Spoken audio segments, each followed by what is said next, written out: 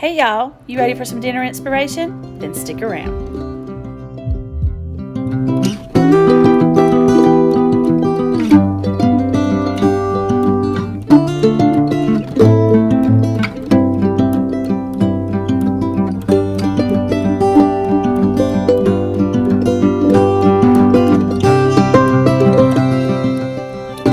Alright, so we're going to get ready for this vegetable beef soup. I have a few russet potatoes left. I'm going to get those diced up, and then I am going to be adding that into my pot.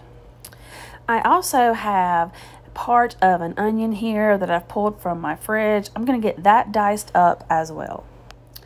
Now I'm going to add about a tablespoon or two of butter to my pot, and I'm going to saute these onions and potatoes for just a few minutes just to get them started before I add in the rest of the items for my soup.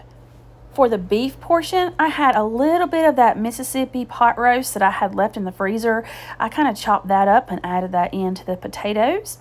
And here is the last of the chicken broth that I had made and put in the freezer as well. So this is going to be the base for my vegetable beef soup. Next, I'm going to be adding in this whole jug or container of vegetable juice. I just love the texture that this gives the soup and the flavor. This is a great trick. And so I'm going to add in the vegetable juice, give this a stir, and then we'll be ready for our next step. Now I'm going to add in some seasonings. I'm going to add in 2 big pinches of kosher salt. I'm going to add in a pinch of coarse black pepper. I'm also going to add in a few dashes here of some dried thyme leaves. And then I'm going to finish off the soup by taking 2 bay leaves and placing those in the soup as well. Now I have pulled out what I have left in my freezer of some bits of frozen veggies. I've got corn and peas, and then I did open up this bag of green beans. So after the soup has kind of simmered for about 20 minutes, I'm going to start adding in my vegetables as well as a can of petite diced tomatoes. I'm not going to drain that.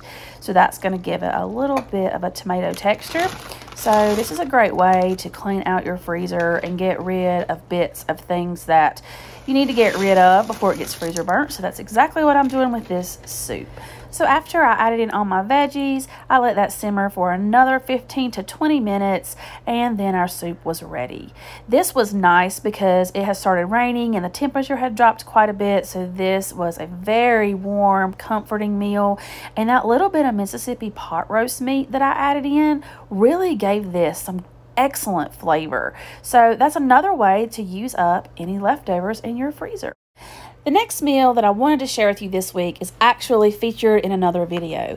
We made a budget Easter dinner. I made this meal for $20, and it was plenty of food to feed a family of 4. So if you haven't checked out my $20 Easter dinner video, you should go over and check it out. I'll leave it linked below.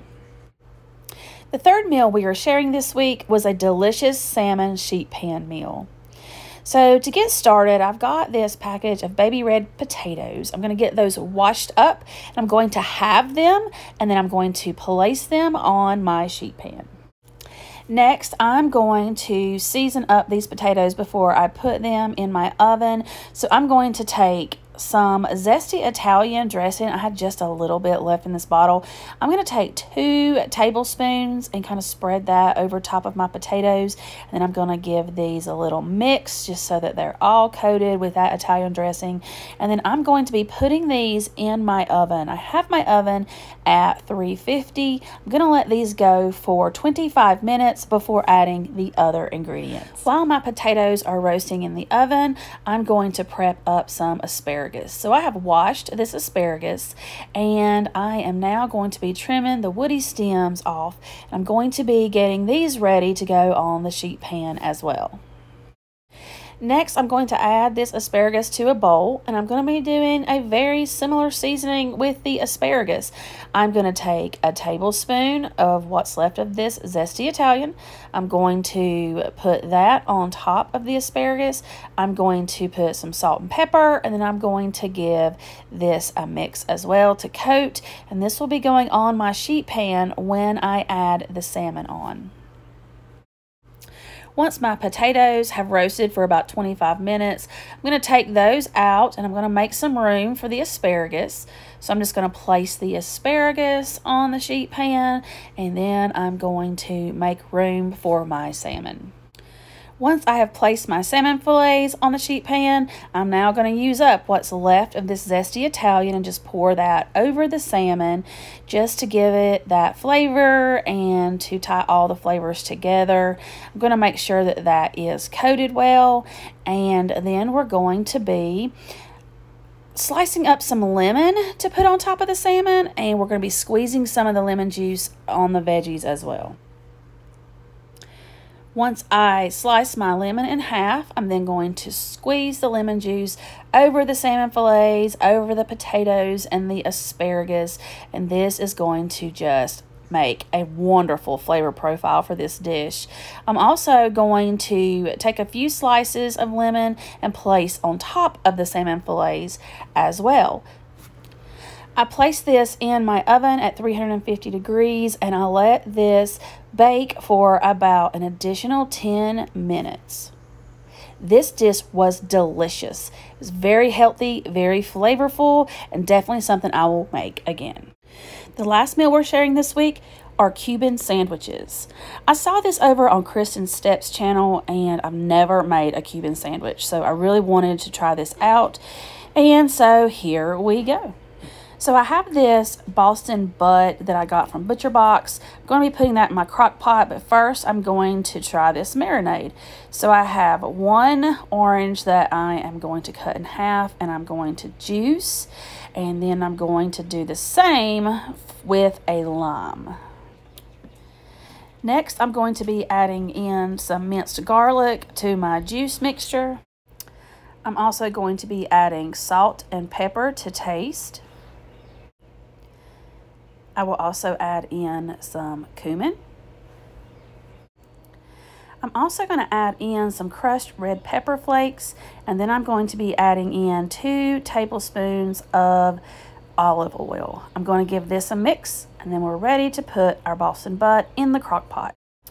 Now I'm going to pour that marinade all over the top of the Boston butt, and then I'm going to add 3 bay leaves on top, and then we're ready to put the lid on, and I'm going to be cooking this on low for 10 to 12 hours. And so after this has cooked, this is the meat. It smells amazing. It's shredded up so beautifully with 2 forks, and so now we're going to use some of this to build our Cuban sandwiches. So I couldn't find any Cuban bread, so I got these French style hoagie rolls. I hope it holds up to this sandwich. We shall see. Like I said, I've never made a Cuban sandwich before. So I'm just cutting up my rolls. I am going to be spreading some mayonnaise on one side of the roll and putting some mustard on the other side. I am a little nervous because I feel like this bread is not going to hold up, but we're just going to see what happens. If anybody has any ideas of a good bread to use for this, leave a comment down below so that maybe I can make a better choice next time.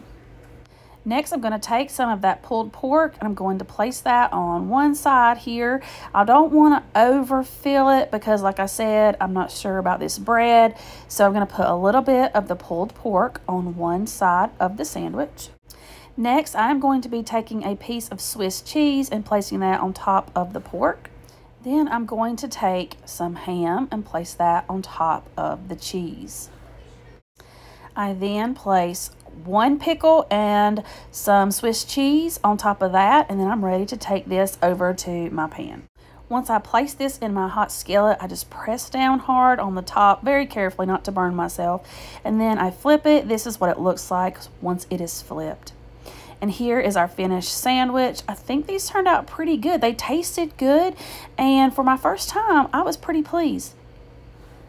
Not to mention, I still had a ton of this barbecue left, and it will be a great dinner tomorrow night.